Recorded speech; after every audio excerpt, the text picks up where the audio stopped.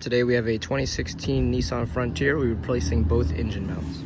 All right, y'all, so this vehicle has two motor mounts, one on each end. There'll be one right there. We see that yellow mark, and there's two bolts right there on each end, number 17s. That's gonna be on the passenger side, and on the driver's side, you'll also see the other mount with two more bolts, one there, one there. So the first thing I'm gonna do is I'm gonna go ahead and loosen those 17mm bolts up here with an extension and my impact gun. Once I do that, I'm gonna raise the vehicle up and start working from below. So after loosening those four bolts, so two on each mount, the block of wood under the oil pan, and a jack. I'm using a transmission jack since I have a lift. You can use a normal jack. We're gonna just lift it up a little just to support it. We're gonna go ahead and completely remove those four bolts, two on each end. And then with a number 17 here on both ends, and number 14 here and here, we're gonna go ahead and remove this lower bracket and get ready to slide the mount out. So now with all the bolts removed on the lower part of the mount, we're gonna lift up on the engine with our jack here and slide these out. As you can see, they actually are held on top.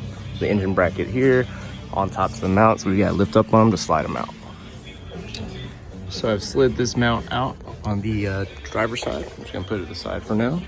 I'm gonna do the other side now. Just an FYI, on both ends, we're gonna have to just slide the heat shield out first to make sure the life's a little easier. Just kind of get it out the way. And then once we do that, we can actually pick up the mount because they have these little parts that hold on like little flaps up here. Pick up on it and slide it out like that. So there we are. And now we're gonna slide our new ones in. So I've gone ahead and slid that mount in. I'm gonna go ahead and show y'all this side. Here it is. So we're up here. Pretty much just gonna place it in so that those little notches will go in there. What the fuck here? Hold on. So I went ahead and slid the two new mounts in. And I'm just gonna slide in this heat shield here. This little corner here, you see it goes on the outside. Just pretty much slide it in on top and attempt to line up the hole for the bracket. So I'm gonna put this bracket back on here like so, and line up all the center, thread the center bolt in, the two here, and same on the other side as well, and slowly lower it and zap it in place.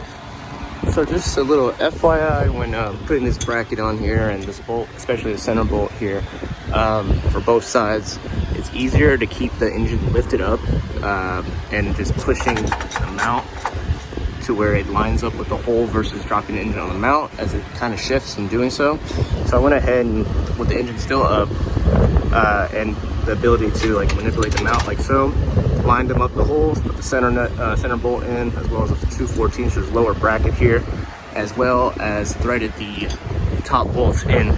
So now I'm just gonna drop the engine on the support here on the transmission jack and zap everything at the bottom, and go up top and zap everything in. So I've now tightened the 3 bolts on the bottom bracket on the mount for both sides. Remove the transmission jack supporting it completely now. So what we do is lower the vehicle, tighten those two 17mm bolts up top with our impact gun extension, and we'll be done. So thanks for watching, y'all. Please like and subscribe for more videos to come.